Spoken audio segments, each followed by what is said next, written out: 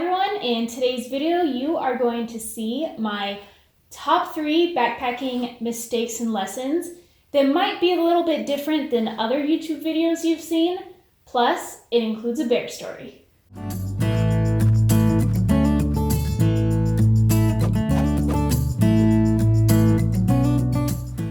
Hi everyone, my name is Amy Rout.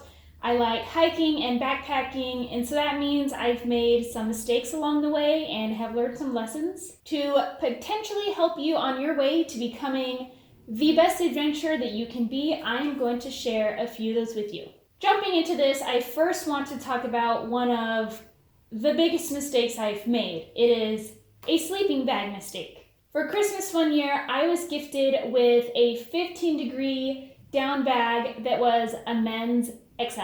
Now, I am 5'4" and about 100 pounds, so I'm a pretty little person. So an XL is really not appropriate for me. It was one of the best gifts I've ever received because it was actually my very first official backpacking sleeping bag. However, with all the extra space there was in that bag to warm up for colder nights, I was not comfortable spending a night in the low 40s in that bag, even though it was a 15-degree. I did keep that bag for a long time because I was still accumulating all this gear.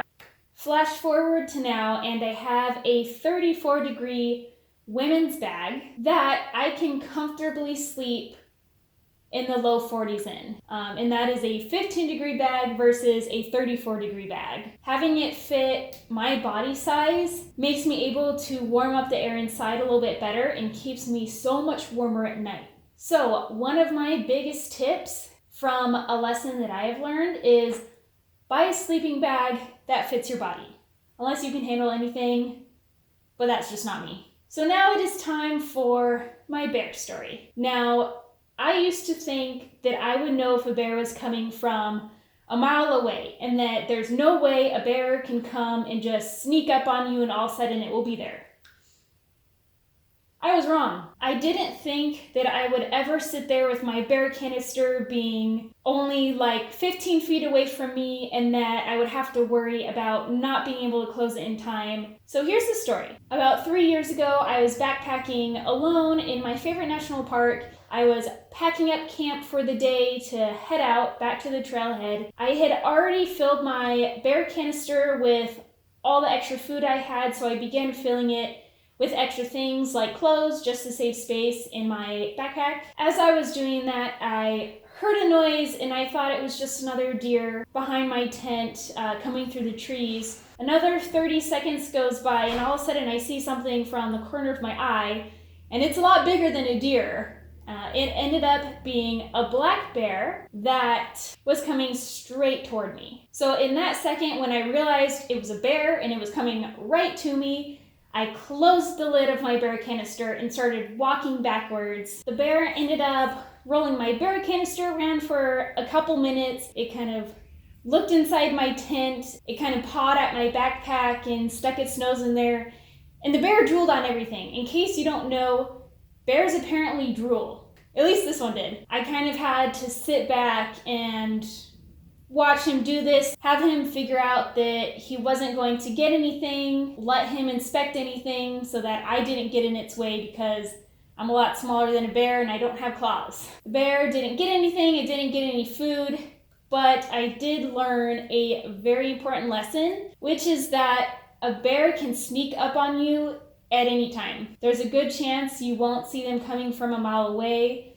I'm sure that depends on the area, but that's what happened to me. My last tip and lesson that I have learned as a backpacker is that I have come to realize there is no single way to backpack. What I mean by that is everyone has different preferences on gear, different preferences on mileage and the kinds of trips they do and what they like to enjoy while they're out there on the trail. At one time in my life, I did judge people for bringing a lot of extra items that I didn't think they needed, but over time, I realized that it doesn't matter what I think. People enjoy backpacking in different ways. People have different comfort levels. Not everybody is the same, and there is not a single one right way to do it. Some people carry chairs. Some people don't bring toilet paper. Some people might bring full cook sets for meals. Others might bring a stove for boiling water for dehydrated meals. Then you also have some people that will hike 2 miles in to a lake for a spectacular view and spend time with their friends and enjoy camp.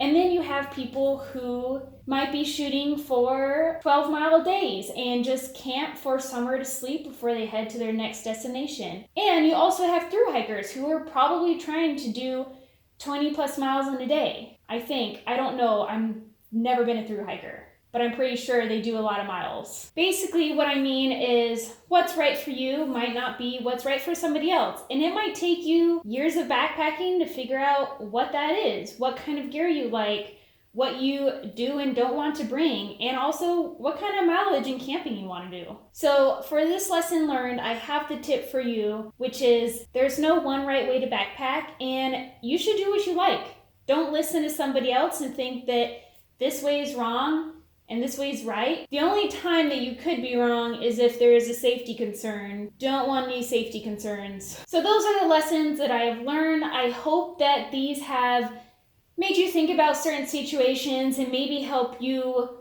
not make some of the same mistakes that I did. If you have any mistakes that you've made while backpacking or any lessons that you have learned, share them in the comments below, and maybe there are people that can get help from that. No matter how experienced you are, all of us are still always learning. And with that, I will see you guys in the next one. The